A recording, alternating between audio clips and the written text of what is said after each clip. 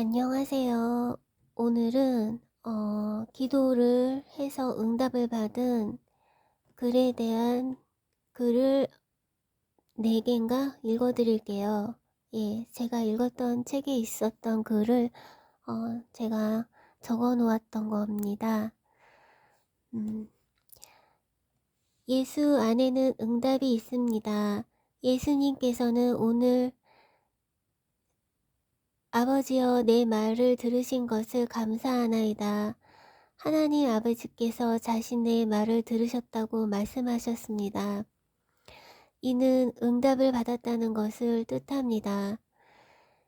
이 말씀은 우리가 구하면 하나님 아버지께서 주신다는 것입니다. 하나님 아버지께서 우리의 삶에 필요한 모든 것을 주신다는 것입니다. 우리가 예수의 이름으로 구하면 하나님 아버지께서 책임지고 주신다는 것을 믿으시기 바랍니다. 그러므로 기도하지 않고 예수를 믿는다는 것은 불행한 일입니다.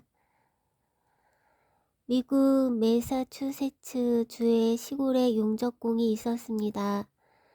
다른 사람들이 모두 퇴근한 어느 날 그는 혼자 남아서 일을 하다가 갑자기 언덕이 무너지는 바람에 흙더미에 깔리게 되었습니다. 처음에는 그래도 용접 모자를 쓰고 있었기 때문에 숨을 쉴 수 있었습니다. 그런데 시간이 지나자 점점 숨이 막혀왔습니다. 산소가 부족해서 가슴이 터지려고 하였습니다. 이제 그는 조금만 있으면 흙더미에 짓눌려 죽게 됩니다. 이때 그는 자신을 살려달라고 누군가를 보내달라고 하나님께 기도하였습니다. 그때 그의 친구가 집으로 가다가 갑자기 용접국 친구 생각이 났습니다. 그래서 차를 돌려서 용접공 친구에게 갔습니다. 그런데 아무도 없고 흙더미만 있어서 집에 갔나 보다라고 생각하고 그냥 집으로 가려고 했습니다. 바로 그 순간 친구의 눈에 사람 손이 보였습니다. 그래서 흙을 파서 용접공 친구를 구하게 되었습니다.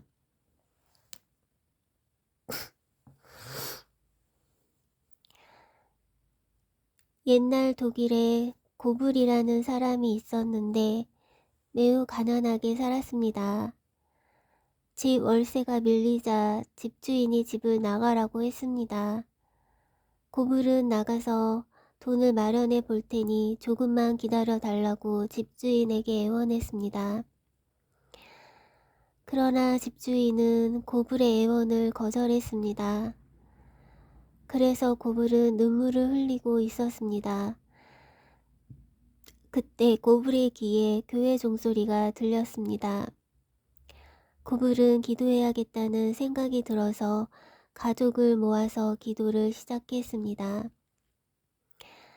하나님 아버지, 집세를 낼 수 있는 돈을 주세요.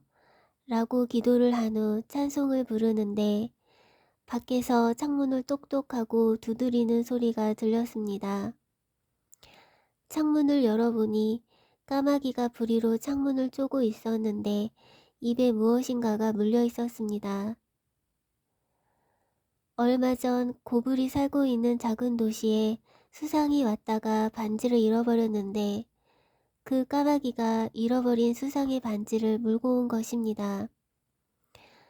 그가 반지를 수상에게 가져가자 수상은 기뻐서 집을 한 채 지을 수 있는 돈을 고불에게 하사했습니다.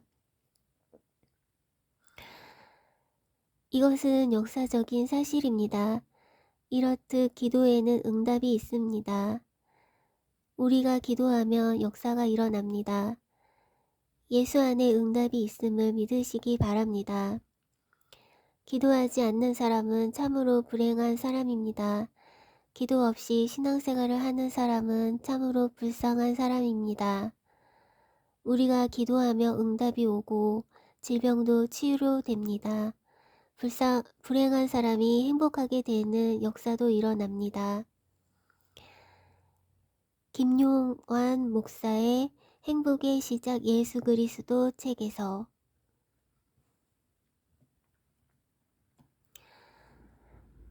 다음 글은 설교를 위해 밤을 새워 한 기도로 사람들에게 큰 영향을 준 이야기입니다. 나는 내가 과거에 목격했던 한 장면을 잊지 못한다. 궁중들 앞에서 거의 말해본 적이 없는 한 여인이 보스턴에 있는 옛 트레몬드 성전에 가득 찬 대중들에게 설교를 해달라고 요청을 받았다.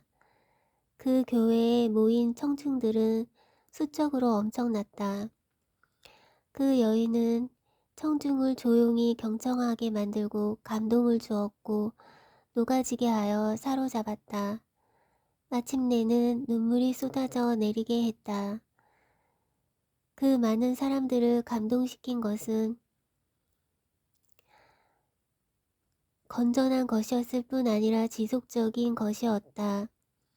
그 설교는 놀라운 능력을 가져다 주었다. 비결은 그 여인이 전날 밤 온 밤을 새워가며 기도했다는 것이었다. 론 리빙스톤도 마찬가지였다.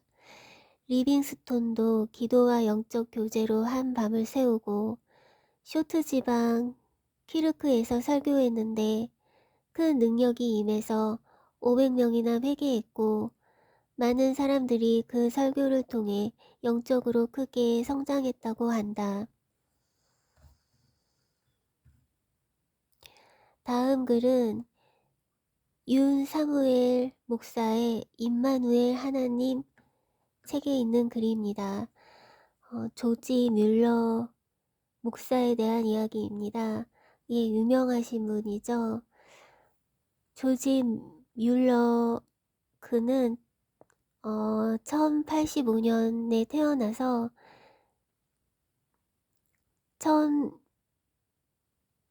1885년에 태어나서 1898년에 돌아가셨습니다.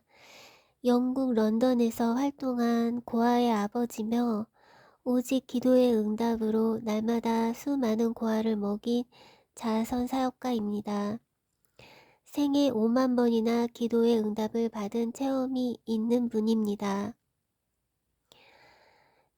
조지는 1803년 독일에서 태어나서 1828년 영국에 귀화하여 목사가 되었다. 프리스톨에서 각종 자선사업을 하는 중 가장 힘을 기울인 고아원 경영으로 한때 고아의 수가 2,000명에 달했다. 학교를 세우고 저술 활동을 하며 외국 선교 사업과 세계 전도 여행 등 다양한 활동을 하였다. 그는 이런 사업을 할 때 일정한 후원금에 의존하지 않고 매일 매순간 기도로 하나님의 응답을 받았다.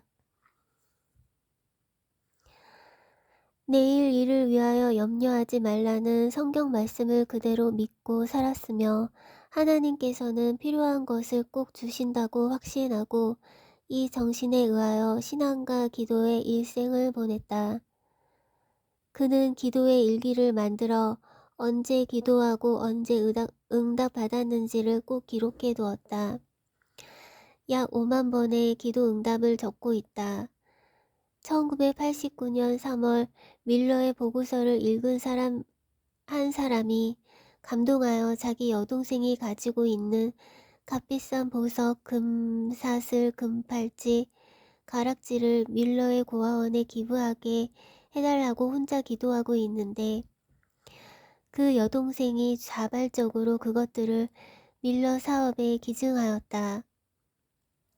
그때 마침 밀러의 고아원이 비용 부족으로 어려움을 겪고 있을 때여서 밀러는 기도하는 중에 이것들을 받고 비용으로 사용하였다. 조지 밀러는 그 기부해온 물건 중에서 다이아몬드 반지로 자기 기도실 유리창에 여호와 이레 하나님께서 미리 준비하신다는 뜻 라는 글자를 새겼다. 밀러가 그 방에 들어가 기도할 때마다 여호와 이레라는 이 글자는 아침 햇빛을 받아 반짝이면서 하나님의 계시처럼 그를 격려하였다. 고아원이 당장 저녁 먹을 것이 없어도 기도만 하면 저녁 식사 때쯤 되어 밖에서 자동차 소리가 나면서 어느 독지가가 보낸 빵이 도착했다. 밀러는 자기 건강과 힘의 원천 세 가지를 다음과 같이 말했다. 첫째, 하나님과 사람에 대하여 양심의 가책 없는 생활을 하자. 둘째, 성경을 애독하는 데서 힘을 얻자. 셋째, 하나님과 그 성업에 종사하는 행복감에서 힘을 얻자. 기도의 사람 밀러는 많은 사람을 전도하여 회개시켰는데 그는 말하기를 첫째로 가장 중요한 일은 참으로 회심하는 일이다. 사람이 참으로 그 마음을 하나님께로 향하여 내적으로 변화하기 전에는 결코 다른 사람을 회심시킬 수 없다. 전도는 인간의 직업이 아니요 전혀 하나님의 소명에 의한 일이기에 진정한 설교자는 전령자 동시에 증거자이다. 그런 고로 그 배우의 경험으로 쫓아오는 사명을 가지지 않으면 안 된다. 다만 회심만으로는 충분하지 못하다. 주 예수를 직접 아는 바 지식이 없으면 안 된다고 했다. 그는 별세하기 전 약 21개월 동안 힘든 믿음과 인내의 시련을 겪어야 했다. 간신히 필요한 것만 채워졌던 것이다. 1898년 2월 26일 친필로 다음과 같이 기록하였다. 두 번의 우편을 통해 들어온 현금은 7파운드 15실링 11펜이었다. 날마다 믿음과 인내의 시련은 지속되어 가고 있는데 이런 형편으로 지내온 지 21개월 되어 간다. 그러나 주님의 은혜로 우리는 지금까지 견뎌왔다.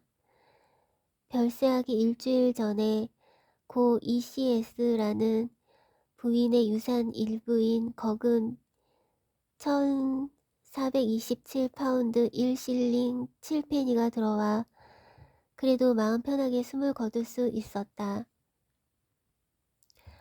1898년 3월 9일 저녁 밀러 선생은 제3고아원에서 열린 수요 기도회에 평상시와 같이 참석하고 보통 잠자는 시간에 자리에 들었다. 다음날 3월 10일 아침 그는 침실에서 혼자 영원한 안식에 들어갔다. 평소 몸을 떠나 그리스도와 함께 있는 것이 더 낫다고 한 대로 사랑하는 주님의 품에 영원히 안긴 것이다.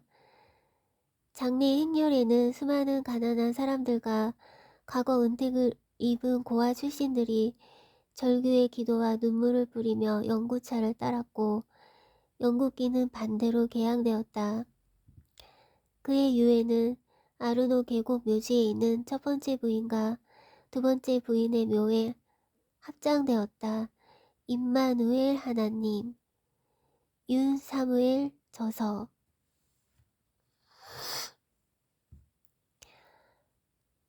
하나님께서 내 기도를 들어주시려면 어떻게 해야 할까요? 그것에 대한 성경에 역대하 7장 14절이 있습니다.